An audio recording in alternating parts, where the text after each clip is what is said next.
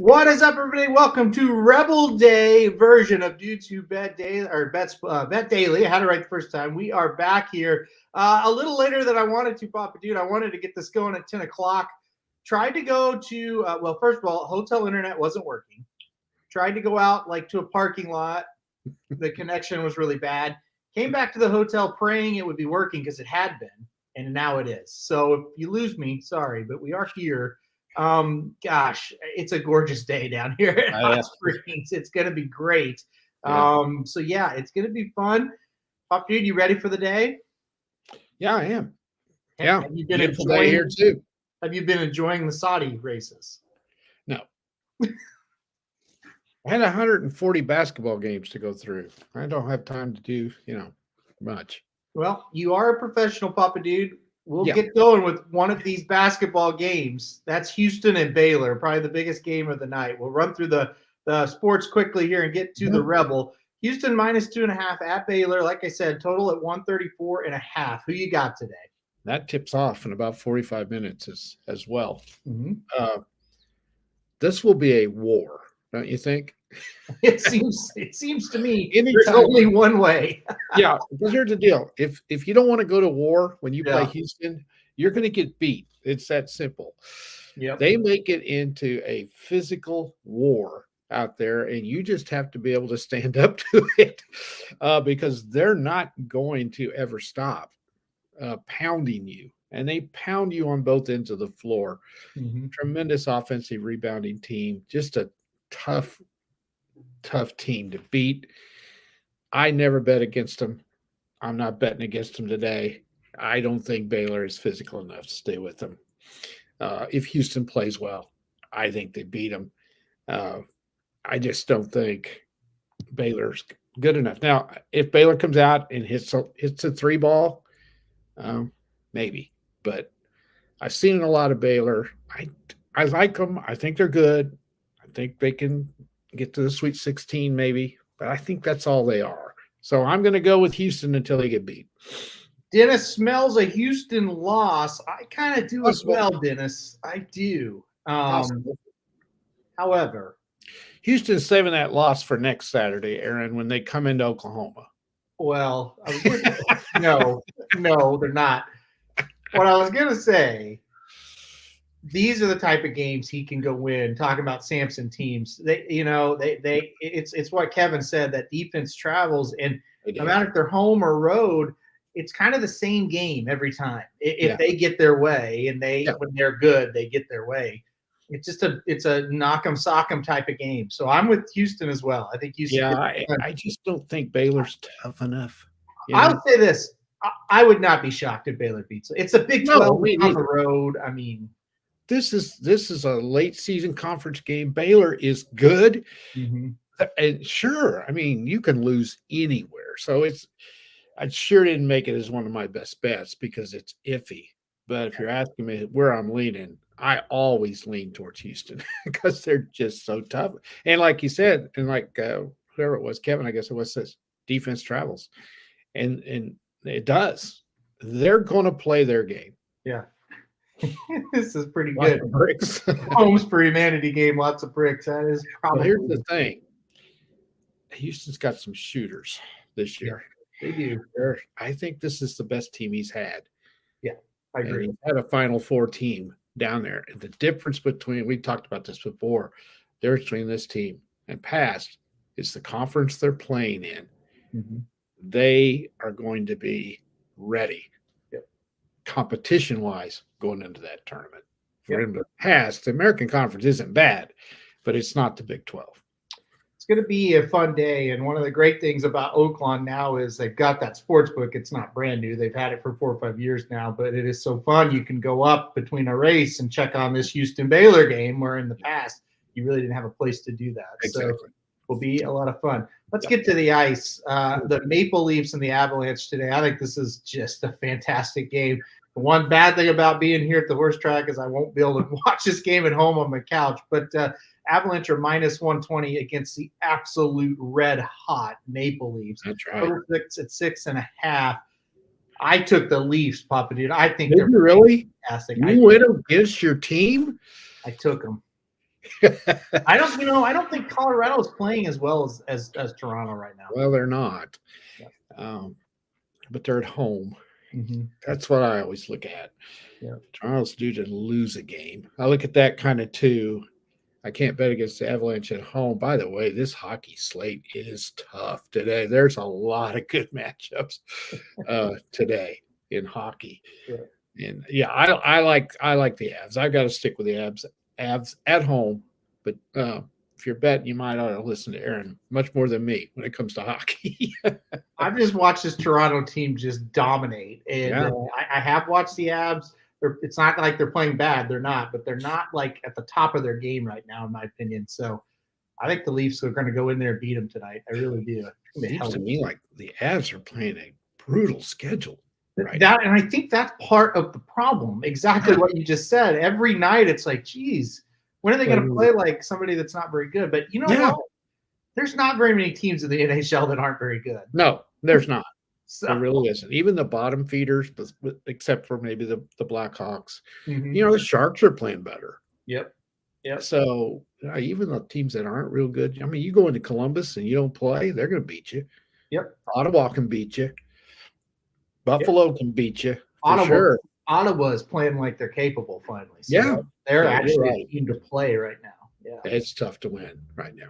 Yep. All right. Speaking of tough to win, this will be tough for whoever wins this game is going to earn it. The Bruins and the Canucks tonight, another toughie. How about the Bruins? They had to go to Edmonton, they had to go to Calgary, and now they're going to go to Vancouver here on this road trip. Vancouver minus 115. They are at home. Total 6.5. Who you got? That's a brutal trip. With the Blues have had to make that trip over the years, but Edmonton is so much better now than they've been. Calgary's always hard to beat. And then Vancouver has come on too, so that is really a tough trip. Probably the bet would be, is there a bet where you can say this game's going to go into overtime? Because that's simple. That's kind of what happens with the Bruins. They lost another overtime game last time out. Or did they win that one? No, they lost it, didn't they? Yeah. So that's kind of disturbing. Vancouver is struggling a little bit. Well, it's funny that you talked about. I was getting ready to jump in. I'll let you keep going there, but you talked about the overtimes with Boston before the Edmonton game. Yeah. And they went to overtime at Edmonton, and like I said, they went in overtime the next night. They're in overtime every night. It's crazy. And they're not winning them very often. Well, they're winning some and they're losing. Yeah, they win some. Yeah. So every game is close with them. I never hardly ever bet against Boston, but I'm going to tonight. I'm going to go with I'm agreeing with Car Ramrod. That Western swing is really hard out in Western Canada right now. It's tough because they're all three good. It's funny though. You look at Edmonton, Vancouver, and Calgary. And Calgary's the worst of the three, but they're still a really tough team to go beat. Oh, they're well coached. Yeah. And they bring it every night. Yeah, you got to play. Yeah, exactly. You got to go beat them. I mean, they're pretty good defensively. You're gonna have to play a good game to beat them. They're scrappy, and they got a lot of pride. Mm-hmm. And Sutter does a really good job of coaching, so they're always tough to beat. All right, Shouty just said it. The scratches are out at Oaklawn, which means good news for all of us that have to update scratches. We're going to go Oaklawn race of the day, obviously, is the Rebel Stakes, Oaklawn Park Race 11 today. There is a scratch out of the Rebel. Scratch the 13. The 13 is out of the Rebel today. Well, we've talked a lot about it on the what do you want to call this? The Racing Dudes Network, I guess, is what you would call it here. And we've said some things that are not great. This is not a great race without any doubt, and we can't figure out why it is. But let's get through all of that and tell us, hey, who's going to win and who's going to be, running well today. Who do you like in the Rebel? Well, like you said, we've talked about it till we're blue in the face, and I think most of us agree that if the 7 Timberlake shows up, he's going to win. Mm-hmm. I think, has anything changed your mind on that? No. Since third, me neither. It's just if he does. He's the class of the field. Mm-hmm. The weakest Rebel field I ever remember by far. No Pletcher horses, no Baffert horses in it.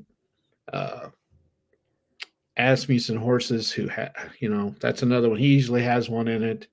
That's really done something, and he doesn't. Mhm. So it's really weak. Timberlake has the best track record, has the best class. It's just it hadn't ran in a while. Will he have it? If he does, I think it's an easy win for him. Uh, Trying to pick the underneath. I think the 11 Just Steel will be in the top 3 or 4. I don't think you better leave him off of a trifecta. Yep. Better put him in there. He seems to be that kind of horse. Yep. Then you start looking around, and good luck with the next one. You got 5 of them in there. Their only win's a maiden. Yeah. Yeah. And that's not enough for me. I would throw the 1 in there, Carbone, just because it's an Asmussen horse. It's kind of odd who he has on that horse. So maybe I would take the 6 over him because of the jockey that's on the 6. So that's the way I would go. The 7, the 11, and then I would put an Asmussen horse in there as my 3rd pick. So Kevin V said taking a few swings, hoping Timberlake isn't anything. And I think if you're doing that, that's I get it totally. Well, it may be one of those races too where he goes down to 3 to 5, 4 to 5. Yeah, and that horse is not a 3 to 5, 4 to 5 horse, but he may be in this race. That's the thing. Like, okay, so the public handicapper in me, I have to put who I think is going to win the race out Absolutely. there, and that's Timberlake. I just think he's going to win. But the better in me, when I am 10 minutes, from posting 3 to 5, I'm basically going to do one of 2 things: absolutely skip the race, or just try to throw some shit up against the wall and hope it sticks. Look, I think if you're a guy or gal that is a very creative handicapper, you look for weird things. This is your heaven, this race, right? Yeah. This is a chance where every race presents that opportunity when you're looking for those weird angles to where it's like, wow, you really found that one somehow. Yeah. This one, you've got a ton of different stuff you can kind of look at.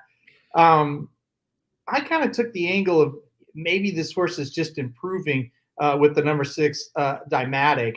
I think this horse is going to be, I don't know, I think it's improving, I guess is the best way I can put it. But also I look at it and go, is that horse going to be like 5 or 6 to 1? Because the problem becomes, okay, who are you betting outside of Timberlake? Absolutely. That money is going to get spread, but I feel like people are going to gravitate to Tyler Gaffleone with the Asmussen horse. I do too. And that's what I'm worried about. Yeah, you're right.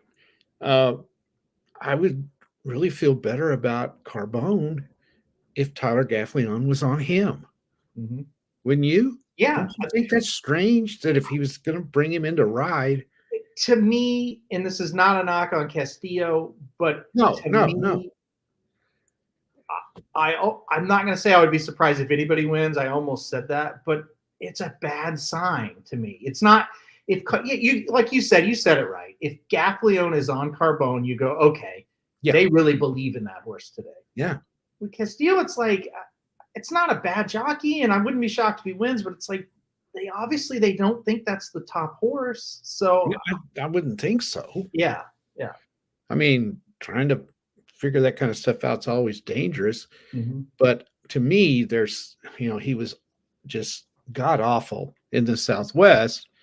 But it was a muddy track, so do you take that into consideration, or is there something he did in that race and he hasn't looked very good since that they don't like, or is he not capable of this distance? Maybe I don't know.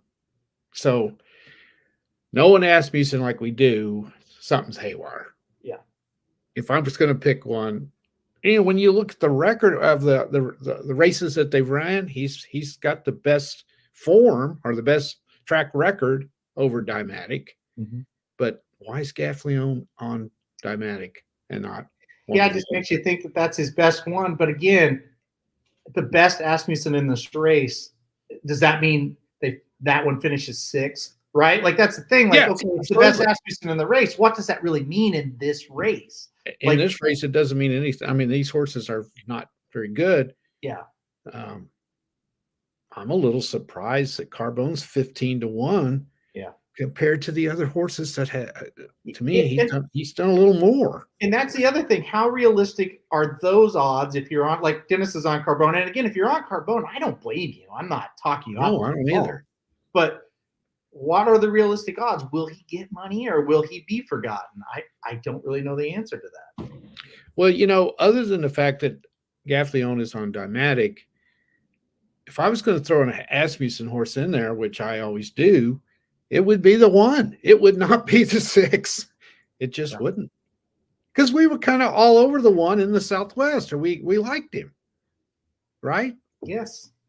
And he was making that natural progression. He broke his maiden, won by 8, then ran an allowance at Oakland and won by 4. Yep. So everybody's okay. This is just that natural progression going right along. Now throw him in the Southwest, see what he does. And the track was horrible. Mm-hmm. We all know what that Oakland track is like when it's muddy, sloppy. Who knows what's going to happen? It is bad when it's that way. So you draw a line through that. I mean, he did put him right back in the Rebel. You know, he didn't throw him in something else. Yeah. He left him in Oakland and put him. I'm starting to talk myself into picking this horse. But that's the thing. It's a go around in circles race. Because then you go, okay, here's all these positive, and you go, okay, I follow Asmussen religiously. I know all the things that he does. Yeah. He has Castillo on the source. That's and again, it's not a knock on Castillo. It's the patterns of Asmussen. Like, that doesn't make any sense. Well, he's either okay. Santana, they've either had it out. Well, Santana went over to Saudi. Okay, so Santana went over there, and Rosario somewhere else, right? Is he over there too? Right. Yes. Okay, so he is thin on his riders for this race. Mm-hmm. All right, so you obviously said, okay, I got 3 horses in this field, and my 2 leading riders are gone. Yep. I'm going to call up Tyler and see if I can get him up here. Okay, he puts him on the 6. Exactly. And okay, I'm just knowing what I know, and I'm saying he could have put him on the 1, the 6, or the 9. Yeah. And he puts his son on the 9, mm-hmm. which no knock on his son, but that tells me the 9 is his least favorite. Well, he just doesn't put his son on the big horses. Not yet, no. And his son's doing well. You know, didn't he have a day down there where he won 5 the other day? Okay, yes. And honestly, the son on the 9 makes me like the 9 more than the 1. Well, now Castillo has been, he was pretty good down there last year. I like him, but his son rides more winners for him than Castillo. That's true. So, but he has used Castillo in the past at Oakland. Yeah. So, but still, why? If you got 3 horses and you call Gaffley on and say, "Hey, get in here. We need you to come in and ride," wouldn't you put him on the 1 if that's your best horse? Yes. Yes. Okay, so I just talked myself out of the 1. No. But again, now go talk about the 2 and you'll find 100 problems and a few things you like, and the 3 and the 4. Oh, every one of them except the 7. What is there not to like about the 7? Well, if you look at his honestly, what you don't like about the 7 is his price. Yes. That's it. If you told me the 7 was 3-1 and you could lock that in, everybody's betting that. But no one has done what the 7 has done so far. No one is even close to what the 7 has done. No. As far as resume goes, no. Yeah. The only thing we don't like is he finished 4th in the Breeders' Cup, right? Which these horses couldn't even smell the Breeders' Cup. He finished 4th by 8 lengths and lost to Fierceness, Muth, and Locked. Yeah. That ain't too bad. No. And the horse lost by 8 lengths. Big deal. He probably saw, I can't beat them guys. I'm stopping. Well, and again, that's why I'm picking it, because at the end of the day, you can circle around all these horses. Yeah. The honest to God truth of it is, and the way I looked at it, right or wrong. Yeah. I can circle around and land on one of the other 11. And my chances of picking the right one out of the 11 to win is very, very slim. Versus Timberlake showing up and winning. That's the way I always am with a long shot. Yeah. And I think most people, if they really want to admit it, which most people don't, when they hit a long shot, they'll say oh, I knew that horse was going to win. No, you didn't. You got lucky. Well, you take your chances with prices that you think you've got a few little angles on, and you hope it works out. Yeah. Yeah. I hate those guys at the track that pick a long shot. Well, thing wins and then tries to tell me why he picked it. Well, and then they tell you the reason, and you're like, Jesus Christ, you're not going to hit another race the rest of your life. But back to the actual. Okay, so the 9 horse in the last race at Santa Anita yesterday, 12-1 on the morning line, won the race, had it on top. And somebody emailed and said, "Hey, great job, thanks for doing that." And I just replied, I was like, "Yeah, it was just one of those races, right? Where it's like I didn't like the shorter prices, and I found this horse that I liked, and I'm going to throw him up here. This is one of those races where I don't love the short price, but the second aspect of that is where I struggled with the Rebel. Okay, I don't want to bet Just Deal. I really don't want to bet Timberlake. Okay, who can I go? This is a race we can find something. Yeah. Where do I go? And where do you go?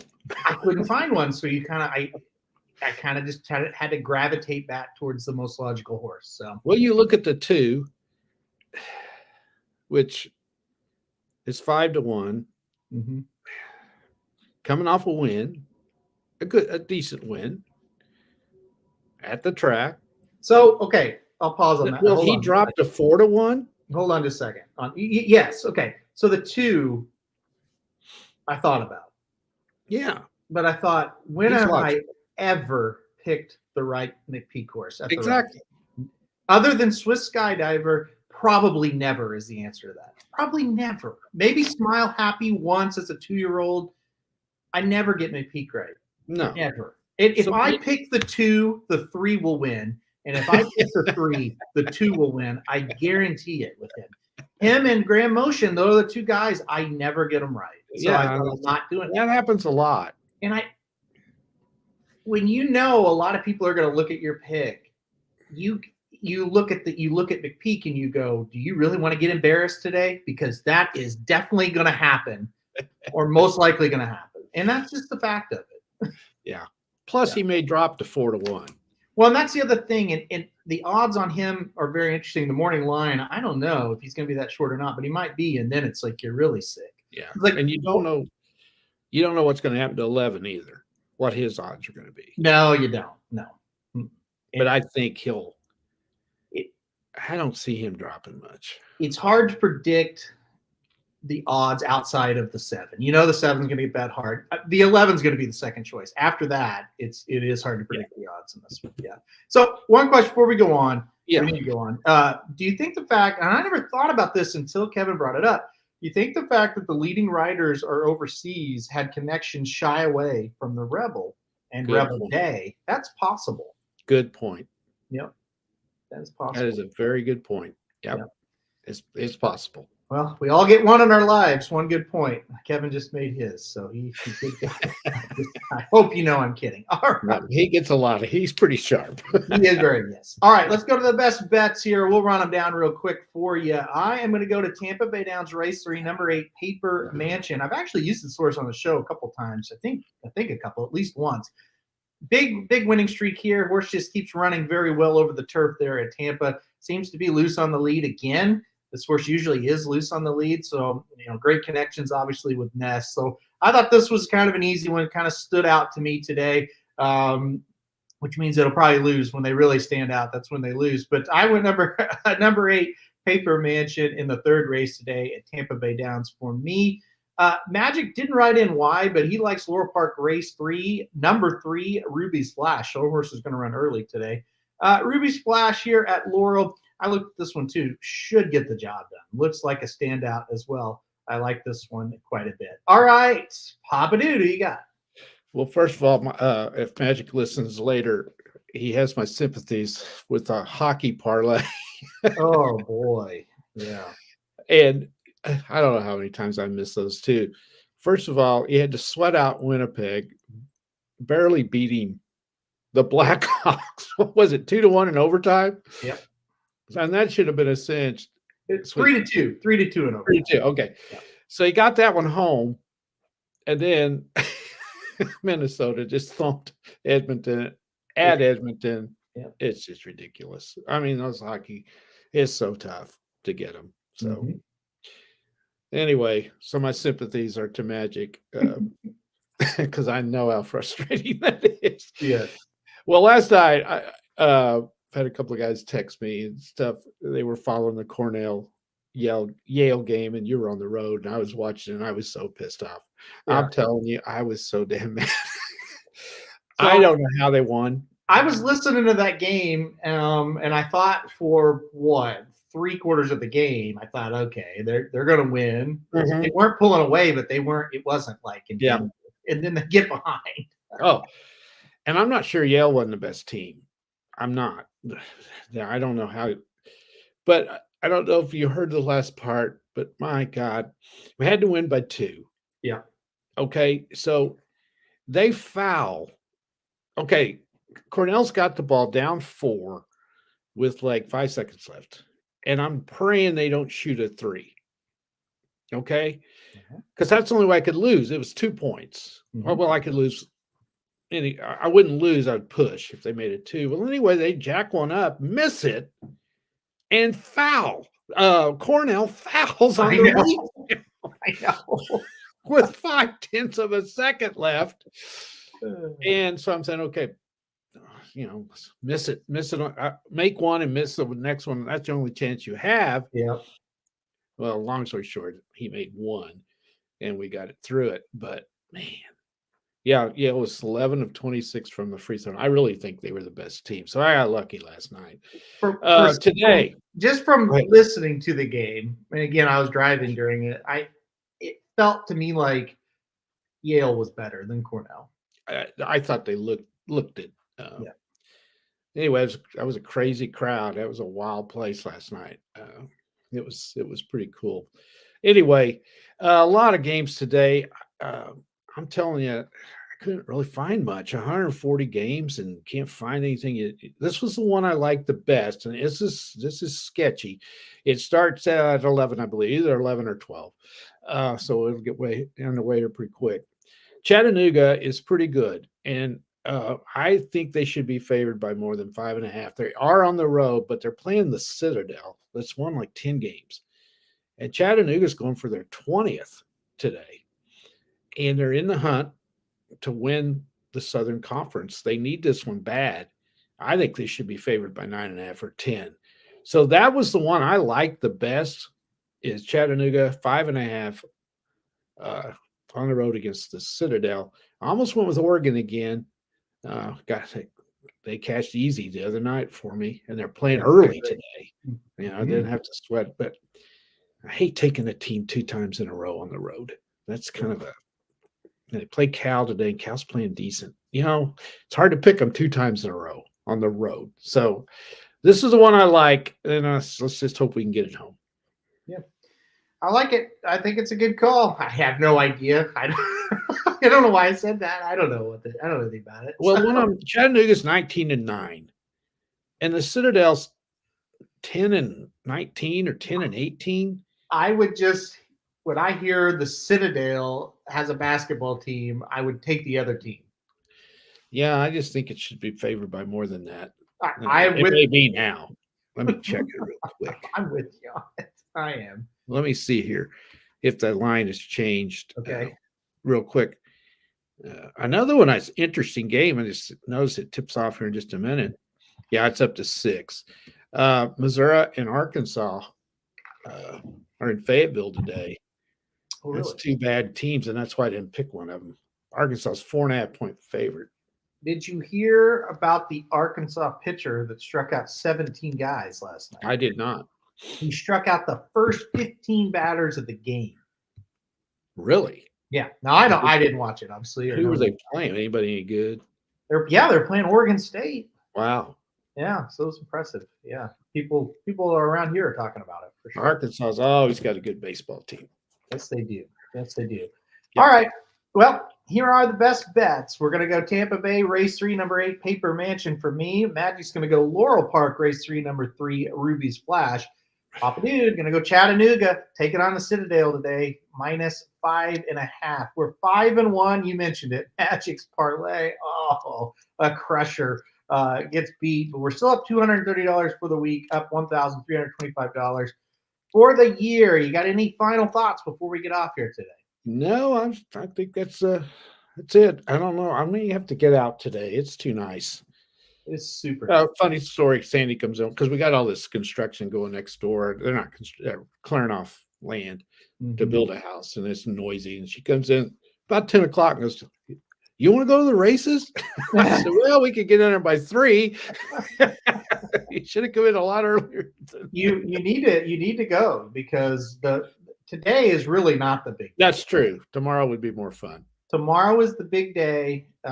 My trainer's got 3 going tomorrow, including mine. So tomorrow's the big day. You can leave right now and make it for the major racing tomorrow. Well, she's not here, so well, I could come by myself, I guess. You could still leave right now. I could. Yeah, I think that's a bad idea, but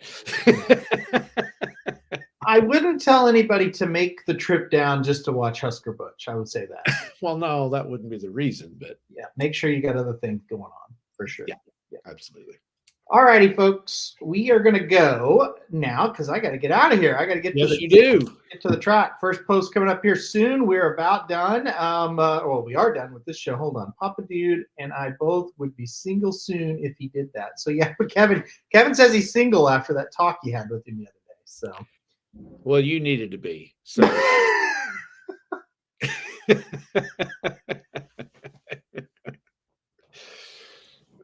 Okay, we got to go. All right. I'll talk to you guys. So we will talk to you guys tomorrow. We'll be right back. We'll probably do an earlier show tomorrow as well, probably do it at 10 o'clock. So, all right, guys. See y'all later. Everybody have a good rest of your Saturday.